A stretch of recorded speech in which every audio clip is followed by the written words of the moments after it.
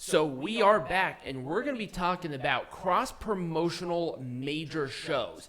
Now, I kind of pick and chose these based on the promotions within, but also the reasoning for them as well, because there are a vast reasons of why. Number of reasons. Yeah, yes. A vast number of reasons. So let's talk about All Together, which was a collaborative effort between the three biggest Japanese promotions: New Japan, All Japan, and Pro Wrestling Noah.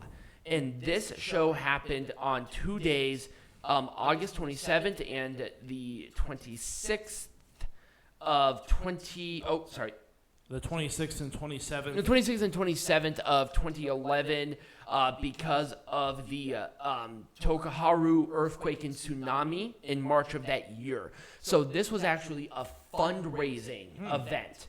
So we had that. And I think that's really cool to think that they had a 2-week event where they did all cross-promotional stuff, no titles on the line. It was more so of getting people back into it. So we had different matches. Hiroshi Tanahashi took on Kenji Muda in one of the last matches of the show. We had a bunch of them celebrating. We had Okada taking on Nakanishi. So this one was kind of cool to sort of promote because of the reasons, and they did not only get but exceed their expectations of the fundraising venture of this cross-promotional, which is always a good thing because they were directly affected by it. Right. And that's always good. Let's talk about 2014's Bound for Glory. And this was TNA and New Japan Pro Wrestling. It was not New Japan Pro Wrestling. Was it Noah? It was Noah. No, it was Wrestling. Oh, interesting. Yeah, it was. They had a relationship with a lot of different wrestling. They did. They did have a promotion with. They did have a working relationship with New Japan. Back in the day in 2017, I remember Shinsuke Nakamura coming out with the IWGP heavyweight champion and wrestling on a Impact show. Yeah. And I remember a bunch of those. I mean, Kazuchika... Did they have a relationship with like Noah back in like 2005? They did. Something like that. Kazuchika Okada, his excursion was with TNA. So definitely a good working relationship there. But Bound for Glory, this one was kind of weird. So this one was in Japan. It was in Kurikan Hall on August 12th, 2014 in Tokyo, Japan, obviously, because it's Kurikan Hall. And this was the first Bound for Glory to not feature an NWA World Heavyweight or TNA World Heavyweight Championship main event. Actually, that title was not defended at all during this show. It was actually main evented by James Storm little group. I can't remember the name of it off the top of my head. But it was him and the Great Sanada within New Japan taking on the Great Muda and Tajiri. There were 8 matches in general.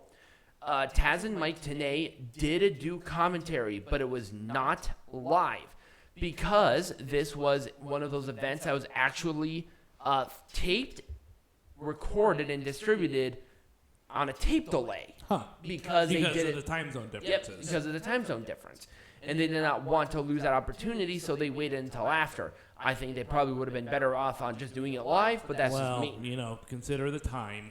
It's 2014, I know. Oh, simpler times. Very simpler times. Yep, but Taz and Tenay did the commentary in Nashville.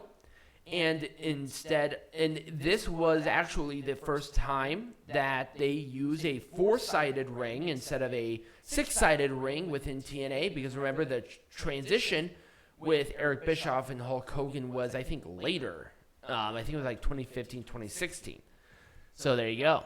I thought that one was kind of fun because that was not only a cross-promotion with a major, at least that time, a major American wrestling promotion, but also one on a tape delay, which I thought was neat. Worlds Collide is a weird one. So, when Worlds Collide was a AAA and a WCW show. Now, WCW only did the technical production of this. So Eric Bischoff. So it's similar to GCW's presentation of Wrestle Kingdom. Wrestle Kingdom 14. Yeah, it was in 2012. Yeah. So a very similar situation because Eric Bischoff helped Triple A secure the show and broadcast within the American providers, marking the first time non-U.S. professional wrestling was shown live on United States pay-per-view. The first time ever. Now, this happened in 1994. Now, this one was also kind of funny because when Worlds Collide and WCW was sued because of the naming of the pay-per-view. And now it's from Eastern Championship Wrestling, who had a Worlds Collide earlier in that year. And they sued it, and it was settled out of court. But part of the settlement was that WCW agreed to supply 3 of contracted wrestlers to an ECW event in November 18th, 1994. Kevin Sullivan, Sherry Martel, and Steve Austin, who was later replaced by Brian Pillman because of Steve Austin's injury, were there, and the entire event when Worlds Collide was to critical praise, actually. One of the matches, which was Octagon and El Hijo del Santo taking on Art Barr and Eddie Guerrero in a mask versus hair match, rated 5 stars and match of the year by Dave Meltzer. This is when he was credible. And also, he gave Art Barr heel of the year in that same exact year, and it started with this event. So kind of a neat little show. I did watch this show, actually, and I highly recommend it. It was a really good pay-per-view. Let's talk about Ring of Honor and New Japan Pro Wrestling. Kind of a fun little throwback here to War of the Worlds. Now, this was the first... What year was this? 2000? Now, this was like 2007-8, right? No, this was a reoccurring pay-per-view, but it started in 2014 when they secured the relationship. Yeah. So this was way later. Okay. Yep. So, this was the co-produced show between Ring of Honor and New Japan. It took place on May 17th, 2014, my birthday, in Hammerstein Ballroom of, obviously, New York. And it was aired on internet pay-per-view and through Ustream. I don't even think those exist anymore. No. Although iPay-per-view just means that it's an internet pay-per-view. Yep. So it'd be like Fight TV today or whatever. Right. This was a very primitive version of that. So think of YouTube when it was still a video dating app. And yes, that was what YouTube was for back in the day. All matches on the iPay-per-view feature wrestlers from Ring of Honor taking on wrestlers from New Japan. As a result, so kind of like Wrestle Kingdom last year when they did New Japan and Pro Wrestling Noah. Yep. Where it was all just like it was garbage, by the way. It was hot. I don't like shows like that. I don't either. It was a useless night of some bullshit. And right. I think we watched like a match and they had to blur out a lot of it because of copyright, and it was so frustrating and stupid, and the production was garbage. It was garbaggio. We didn't even bother covering that. The event had 9 matches, 5 championships on the line. 3. Oh wow, they actually had champions on the line. They did. Wow. They had. Take notes, New Japan. Right. Well, I mean they did. So 3 were Ring of Honors and 2 were NJPW. The only title changes were Red Dragon regaining the Ring of Honor World Tag Team Champions against the Young Bucks, and the event was headlined by the main event, which was Adam Cole successfully. Actually, it was a dual main event. It was Adam Cole, Baby, defending and successfully retaining the Ring of Honor World Champion against Jushin Thunder Liger. Nice. And the second one was AJ Styles successfully defending the IWGP Heavyweight Champion in a 3-way match against Kazuchika Okada and Michael Elgin. So a name that you haven't heard in a hot-ass minute. But there you go. Kind of a cool little thing. Some other matches that were on here, and one of the big ones that I really wanted to see, and I watched it too, was Kevin Steen versus Shinsuke Nakamura when they were both like white hot. Now, the final one is kind of a weird one because this one was a direct opponent to the first WrestleMania. This was the Super Clash 1985 Night of Champions. This was co-promoted by not only AWA, but NWA and World Clash Championship Wrestling. The paid attendance was 20,387 people, and this happened in Comiskey Park in Chicago. Kaminsky, yeah. So that happened there on September 28th, 1985, a few months after the first WrestleMania. And it obviously was promoted to take on the Rival. Now, there were a couple of different issues here because, number one, these people, the promotions never really liked each other, but they were trying to compete with WWE at that time. So, the dispute of live gate attendance was called into question very much so, and actually there was a huge lawsuit for it, where Jim Crockett, who was running the NWA at that time, said that it was a $288,000 gate. In 1985, that's good money, by the way. And then the Vern Gagne of AWA said it was $200,000. Due to money disputes, several NWA stars set to appear on Gagne's up-and-coming NWA events because that was the working relationship with these guys, pulled from some of the cards and then canceled altogether because of the money disputes.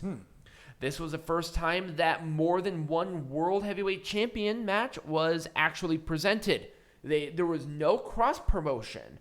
It was all within the bounds of the promotions that they were talking about, but it was within the same show. Right. So, Mil Mascaras defended the IWA World Heavyweight Champion against Buddy Roberts, not Buddy Rogers. Despite the fact that the International Wrestling Association had closed down since 1978. Right. He just defended the title, whatever. Mil Mascaras is just a character within of himself. Maybe we'll do a thing about that because that's fun. So, we had Fabulous Freebirds taking on the Ultimate Warriors to win the AWA World Tag Team Champions. Vern Gagne wrestled. We had an NWA World Heavyweight Champion match where Ric Flair beat Magnum TA, which are these two on there. And that was the main event of the show. But also the AWA World Heavyweight Champion match where Rick Martel and Stan Hansen only lasted a couple of minutes, and because they were thrown out of the ring, and it was a count out. So that was fun. And then also the what was the other promotion within this? I'm trying to read my notes here really quickly. It was AWA. And I said AW. It was AWA, NWA, and then it was World Clash. Yes. So World Clash did have a main event, but for some reason it did not show up in my notes. So there you go. Well, that's a pretty good selection, although you did miss. Oh, no, there was one that we actually haven't talked about yet. Well, of course. Has to be my favorite. Did I not have that one? It has to be my favorite one. Actually, there were two that I actually did not have on here, which is super weird. I'm surprised I didn't have those on there. No, it's fine. So we'll talk about them. ECW and FMW had a couple of cross-promotion shows as well. This was one of the first international shows with ECW and Frontier Martial Arts Wrestling Association. That was a Japanese promotion, wasn't it? It was, yes. That was one where that one guy tried to do a moonsault and got paralyzed in the middle of the ring. Yeah, I remember that one. Yeah, they had a Dark Side of the Ring episode. They did. Yep. That was December 12th and December 13th in 1998. Well, I'm hoping that the last one you mentioned also had a Dark Side of the Ring episode, if you know what I mean. I did not mention the Collision in Korea. Oh, that was a cross promotion. It was a cross promotion, but we have talked about it, so right. We have talked understand. About it. The last one that I want to talk about, and because I'm an idiot and didn't put it in there, despite me having the pictures on my computer, was Wrestling Summit, which was actually a World Wrestling Federation and an All Japan Pro Wrestling show. Ooh, actually, what year no, was that? It wasn't just that. It was a WWF a All Japan, and a New Japan show. Huh. What year was that? 92? This was 90. 90. So it took place on April 13th, 1990 in Tokyo Dome. And it reported 53,742 fans. And there were only 3 times that the promotions produced a joint show together. And this was the biggest one. And they've been working together since the 1970s and 1980s at that time. There were 12 matches. And the main event was Hulk Hogan and Stan Hansen. Actually, because Stan Hansen was a huge star in All Japan Pro Wrestling.